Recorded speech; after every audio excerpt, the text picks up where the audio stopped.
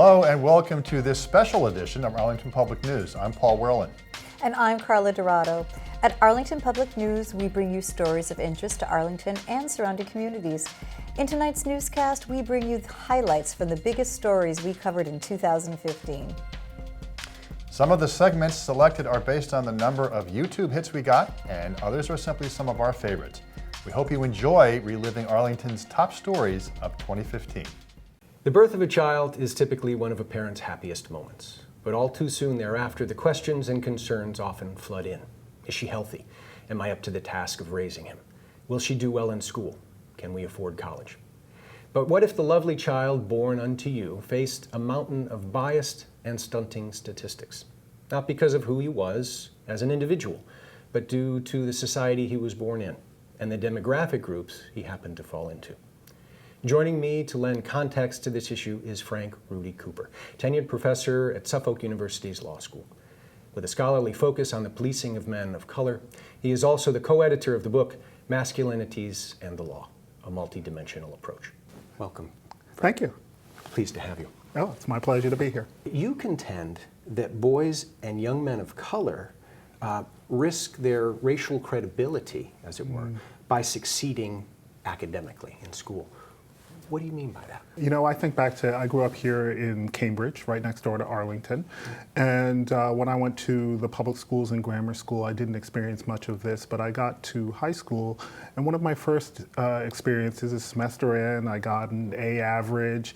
And first, all the teachers in my program came up and said, "Frank, great job, way to go, good. Yeah.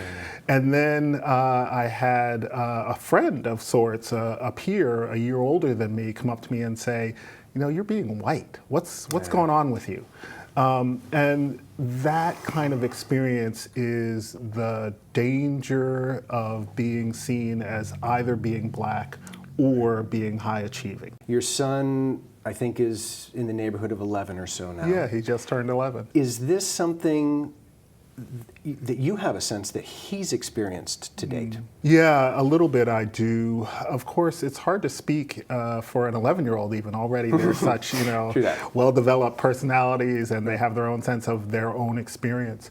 Right. What I would say is that I observed that my son felt that he was being challenged for speaking up too much in class, for being a know-it-all, right. And that some of that may have been related to race, that he felt that he was particularly being challenged by other black boys or boys of color. I think that people of color often have a hard time knowing how to relate to people of color in this diverse and majority white world.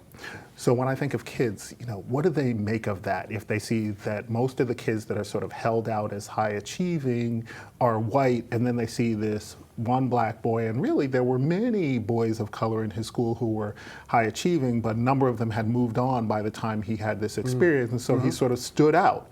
Right. And I think the kids, black and white and other, really had a hard time knowing what to make of that. It didn't fit their expectations. Right. Thank you so much. Thank you for joining me today. I appreciate it. For Professor Frank Cooper, I'm Peter Bermudez for Arlington Public News. Hi everybody, this is James Milan with Arlington Public News, and I am here today with Frank Roach, a graduating senior from Arlington High School, but we're talking to him for a number of reasons besides the fact that he's graduating. We'll congratulate you for that as well. Thank you. Appreciate it. But Frank is a three-sport athlete at Arlington High School and is the recipient of the MIAA, in other words, statewide Student Athlete of the Month award for March of this year. And you don't usually get an award like that without having the cred to do so. So tell us, first of all, what are the sports that you have been playing and, in fact, captaining on these squads? So throughout my 4 years at Arlington High, I've played football, basketball, and baseball. All 4 years? Yep. 3 seasons Yep. all 3 seasons every year? Yep, started freshman year and kept going all the way through my senior year. As far as I understand the award, though, that we're talking about here, it is not just athletics that gets you that award. It's a student athlete award. So Does this mean that you have also been a serious, I assume it does mean you've been a serious student throughout your 4 years at Arlington as well? Yeah, I definitely take academics really seriously. My parents have stressed that ever since I was a little kid. They always say, do your best and God will do the rest. So I try my best in the classroom and on the field. So where are you going to be heading from here? I'll be going to Tufts University in Medford, so I'm really excited about that. That's great, not too far from home, and that's all right for you? Yeah, it's like 15 minutes away, so I can come home every now and again to get a home-cooked meal from my mom. Absolutely. What do you plan to do in terms of sports while you're at Tufts? Yeah. Any commitments to play one or the other or all three at this point? Nah, I'm just sticking to one next year. I'll be playing football there. Congratulations. Thank you. Yeah, I'm really excited about that. I know one other kid on the team. He's from Arlington, and he loves it there, so I'm definitely excited to get there and hopefully make a difference. I did want to follow up on that community service component of the Student Athlete of the Month Award. They emphasize that as they do your academics. What does community service mean to you? What are the kind of things that you've been doing over your years at the high school? Yeah, community service is definitely huge for me. It's something my mom got me involved in at a young age. She was the head of the Links program, which linked like middle school kids with elderly citizens. You help out with yard work and whatnot. So it's definitely something I enjoy, actually. And it's also just a way to get, we usually do community service events as a team, so it's a good team building exercise, and it's a good way to connect with the community and get outside of the Arlington High School area and just connect with Arlington. For Arlington Public News with Frank Roach, I'm James Milan. Thanks for joining us. This past April, Nepal was rocked by a series of earthquakes. Samisha Lamayer, an Arlington resident who is Nepalese, returned to help her family and earthquake victims with emergency relief. Samisha, thank you so much for your time.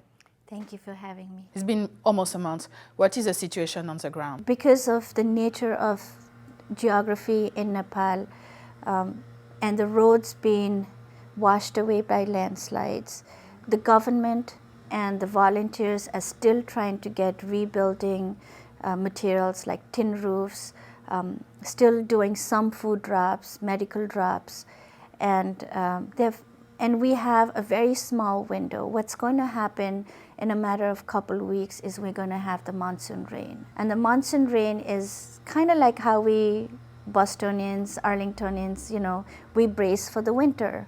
We start, taking care of our roofs to everything. In Nepal, most people are farmers outside of Kathmandu. They don't have insurance. They don't have a solid infrastructure to rely back on. What can people do to help Nepal? Help anybody who you are in touch with. Help, donate to the Prime Minister's Relief Fund. I'm only focused in Gorkha. I really don't know much about other places, but our need is to get tin roofs up there. Our need is to get mosquito nets up there. Our need is to get any rebuilding supplies there. So, and even though we are at a higher altitude, we're still in the tropical zone. We are just 20, 30 degrees north of the equator. So it is very, very hot right now. And the way to help is to find an organization that directly works with people. We all are run by volunteers. I'm not getting paid. I have personally paid a big part of the mission myself. And we have people like Pasang, Max, Dr. Neil Pandey, who are taking supplies directly to the people. So I think the way to help Nepal is to not forget Nepal. What's your future plan for Nepal? Right now, the next 3 weeks, we are doing a big campaign for mosquito nets. And people need to understand that mosquitoes are annoying. I still have mosquito bites. We need to save children from malaria. And those kind of mosquito nets can be reused again and again. So it's not a one-use item. Congratulations on your work, and thank you so much for your time, Samisha. Thank you. On behalf of Samisha Lamayer, the Nepalese community, and Arlington Public News, this is Yawa Digboe. Hello and welcome.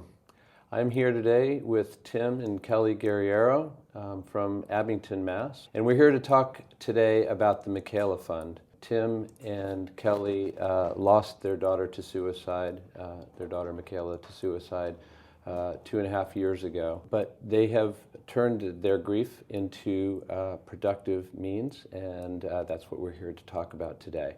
So Kelly and Tim, thanks so much, Thank you so much for coming having us. in. Thank you. Appreciate your being here very much. Could we start off just by you giving us a sense of who and how Michaela was? Well, she was beautiful, spunky, spirited. She loves her friends, were her whole world, friends and family. She loved sports, basketball, and lacrosse, and she did cheerleading. And everyone loved her, and that's not usually what you associate suicide with. I can see, looking at the Michaela Fund banner there, that there seem to be two aspects of the way that the fund's used. So I can see that suicide awareness is one piece of what you guys are tackling now. What form is that taking? Well, we have suicide awareness. We partnered with Screening for Mental Health out of Wellesley. They're a group that goes out to the different schools and provides materials on screening signs of suicide, which includes screening of students in the school to go through what they're going through. We also go through, class participation and a class curriculum on suicide itself. So you have sexual education, you have drugs education, you have alcohol education. We're trying to get suicide awareness into the schools. And then there is that second piece, which has to do with scholarships for those who play sports. Can you tell us both a little bit where that came from as an idea? Well, the main idea came to me that day. One of the things that bothered Michaela was we never had enough money. Even though we did, but we always, as teenagers, we try to keep the limit of spending down with them so they don't think that they can have everything. If kids need help with fees for playing sports or the equipment that they need, then we would want to provide them if they need help. And it doesn't matter who it is. Yeah, I mean, it's not really based on financial ability. We do have the kids write a short essay about, what was it last year? How playing sports Raise the self-esteem. raise your self-esteem. Because that's what, sports is a team, and you have teammates, and usually your trusted adult is your coach or your guidance counselor or whatnot. And we just want to make sure that every kid who wants to play a sport is able to. Can you let us know if people are interested in contributing and donating to the fund? How would they do that? You can go directly onto our website, which is the Michaela Fund, which is MAKAYLA, fund.org. There's an area to donate. And of course, our big fundraiser is coming up on September 26th. There's information on that on the website. Anything you need to know about the fund is on the website. For Arlington Public News and Arlington Community Media, I'm James Milan. Thanks for joining us. Over the next few hours, we'll do a ride along where I'll be assigned to a traffic patrol car.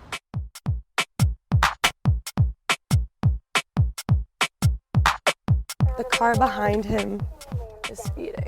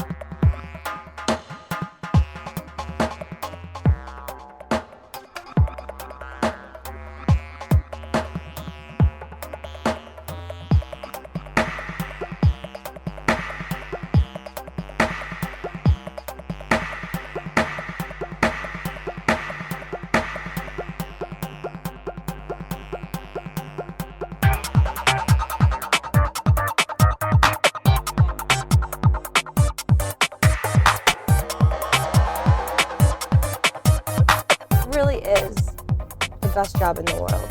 This song exemplifies my love and wishes for you as you move on from Arlington High School. We'll let Rascal Flatts take it from here.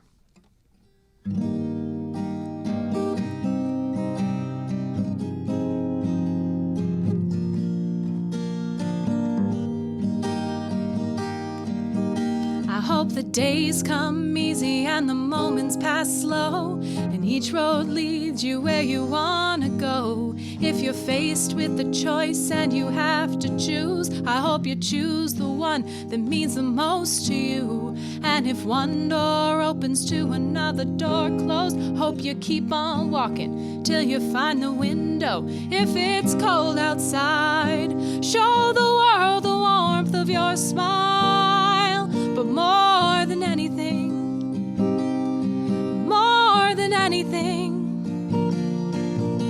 my wish for you is that this life becomes all that you want it to. Your dreams stay big and your worries stay small. You never need to carry more than you can hold, and while you're out there getting where you're getting to, I hope you know somebody loves you and wants the same things too.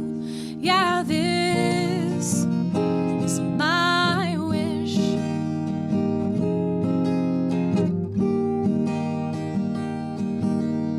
You're done with school and the classes you took. You're sitting here 'cause you returned your books. I hope you learned something along the way. It better be about cells and DNA. We're sad you're leaving and we'll miss you a lot, but we're really grateful for the parking spots. We're so proud of you and all you're gonna do. But more than anything,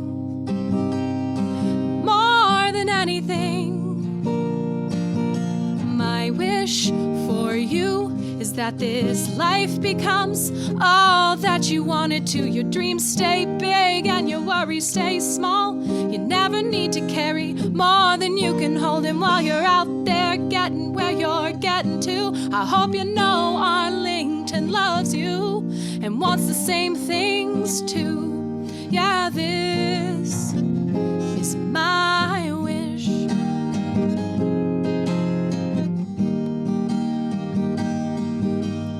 I hope you're always kind to the people you meet. Remember to put their shoes on your feet. Please be honest, faithful and true. Don't let anybody tell you how to be you. You are amazing, beautiful and unique. Don't be afraid to let your true heart speak. I think you're out of sight. Please prove me right. But more than anything,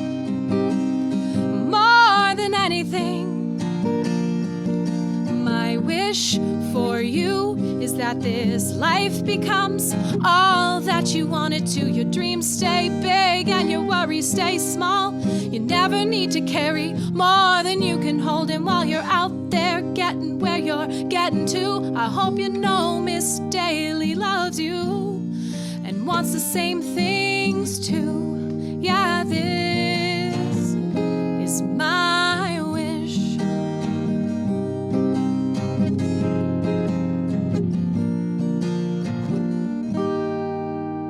Congratulations, Arlington High School class of 2015.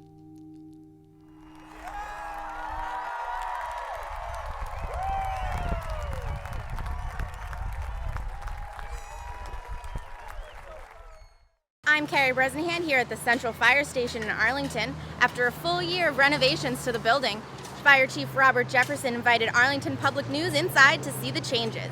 Let's go take a look. This is the third station that's been done. They were 90 years old. The electrical was 90 years old. The plumbing was 90 years old. There were exposed pipes. There were leaks everywhere. They were not up to code. They were not handicapped accessibility. They were not ADA compliant. This is where the public will access the building. You'll come in, you'll be, if they're not out on a call, there's usually a firefighter on duty who will greet the public, and then you'll have your entranceway as to what you saw outside. We were able to move back in here due to the fact that we've installed elevators so that we comply with all ADA requirements. One of our main focuses when we were doing the remodels of all 3 stations was that to move the fire chief and administration back into the building with the firefighters. There's been a disconnect between myself and the personnel not being in a building working with them on a day-to-day basis. State-of-the-art kitchen. Firefighters are here 24 hours a day. They work here, live here, sleep here. They're a family. Rec room area for the firefighters where they'll hang out, they'll watch TV. One other point that we were able to maintain in this building that we weren't able to maintain in the Highland is the pole. There were actually 6 poles in headquarters before construction. Firefighters that may be up in this area will take the pole to the apparatus floor, and it does save them a little bit of time when responding. Typical dorm, particularly for an officer. He's got his desk, he's got his TV chair. Again, they're here 24 hours a day. They're going to be functioning. This will be the fitness room for the firefighters. Again, it was designed specifically for that purpose. Most of this equipment before was in one room on the 2nd floor of the fire station with no AC, inadequate ventilation, bad lighting. This was designed as a training area for the firefighters. Firefighters training almost every day. A lot of it's hands-on, a lot of it is classroom though. This was one of the things that we wanted. We wanted a full training area in our stations. You'll move out here to the apparatus floor, which as of right now is not secured. This will be secured eventually. The public would not be able to access this directly without a firefighter. We're so fortunate that this building got done and that it got done in the way that it is. It maintained the character of the 1920s Arlington Fire Headquarters building, and that's what you have up there. And a lot of the stuff that we were able to maintain, the fireplace, and we're able to maintain that. But the conditions of these buildings are very poor, and they were very inefficient. We are going to achieve LEED Gold for this building, and so Fire Headquarters will be the first town building to achieve that level of LEED. This right here is part of, really, the major part of LEED achievement is a new heating system. I don't know what your furnace looks like in your house. This is the furnace for the building right here. We're happy the way it came out, and I think the town should be proud of this building and the way it turned out. And the Central Fire Station is the last of Arlington's 3 fire stations to be renovated in the past 8 years. Looks like these renovations will be an asset to both the town and the firefighters. On behalf of the Arlington Fire Department and for Arlington Public News, I'm Carrie Bresnahan. We are here on this beautiful fall morning with Arlington's relatively new Animal Control Officer, Katie Kozakowski. Katie, thanks for talking with us today. Yeah, thanks for having me. I appreciate it. And welcome to Arlington. Thank you very much. So why don't you just tell us a little bit about what your previous experience has been and how it is that you came to be our current Animal Control Officer. Sure. Well, I actually, before this, I worked at the MSPCA Nevins Farm for about almost 5 years. Before that, I went to UMass Amherst for animal science and criminal justice, and I worked at animal hospitals while I was going to school there too. And I worked at the MSPCA, like I said, for almost about 5 years now, and that I helped out with law enforcement cases and stuff, and I thought they were really fun, and I really always wanted to try doing animal control. So when I heard that there was an opening here, I kind of jumped at it as quickly as I could. And I just realized that I'm being a very rude host in terms of not having introduced our other guest. So this is Winnie. This is my rescue dog. I've had her for about 3.5, 4 months now. She came from the MSPCA in Nevins Farm, and she was found in Brockton as a stray. So she was really scared when she was at the Animal Control Office in Brockton, and I loved working with a little scared dog. But she loves to walk around the parks. She loves to meet new people. She gets really excited when she meets new people and other dogs too. And instead of keeping her in her crate at home, I'd rather have her out and about with me. So I try and bring her as much as I can. So what does a typical day? I know you've been doing the job for a couple of months now? Yeah, since the beginning of August is when I started. Typical day, I would say, is usually what I do. I'll come in, obviously check over all my voicemails, anything, see if I need to call anybody back from the night before, and then drive around town, kind of go to the different parks that are in the area to make sure everybody's nice and happy, there's not any issues, everybody's on leash where they're supposed to be and when they're supposed to be too. And then from there, I have a phone that I carry around with me, so anybody who calls Animal Control, it'll go directly to me. I will pick up as soon as I possibly can or call you back as soon as I possibly can and take kind of the calls as they go. How much a part of your day is responding to calls versus just being out and about and kind of checking on things? Well, with the calls, a lot of them are a lot of wildlife calls, so it's pretty much just me answering questions over the phone. Occasionally I'll get like a stray dog, or there's an injured wildlife somewhere, or an injured cat somewhere too, or something's been hit by a car. That doesn't seem to happen too much. It's more just there's an animal out in the daytime and I don't think it should be out in the daytime. What do I do kind of thing. So it's a lot of educating people and letting them know that these things are okay or these things are not okay and when I should step in too. What's a really fun part of your job as far as you're concerned? I would say fun part is meeting everybody. I really like going out there. Everybody is super, super welcoming. So if they're like, I don't think I've met one person that was scared of me or didn't want to meet me or anything like that. Usually people will go out of their way, pull over off the side of the road if they see me walking around looking for something, be like, oh, how can I help you? I'm so-and-so. It's really nice to meet you. And I really like meeting other people's animals too. Like just walking up, knowing who the dogs are, I feel like is really important too. That way, the more people I meet, the more animals I meet. If a dog ends up being loose or the owner can't find him for whatever reason, I might be able to place them with their owner a little bit easier too. I'm willing to talk to anybody and everybody, so if anybody ever has any questions or just wants to stop by and say hi, I'd really appreciate it, and I love to do that too. For Arlington Public News, here with Arlington's Animal Control Officer Katie Kozakowski and, of course, Winnie. This is James Milan signing off. Thanks for joining us. Thank you for joining us this week to explore local events and issues around Arlington. Check out extended interviews and our latest segments on the web at newsacmi.tv. And don't forget to like us on Facebook and follow us on Twitter at Arlington Public. Please join us in the new year for another edition of Arlington Public News. I'm Carla Dorado. And I'm Paul Whirl, and Happy New Year.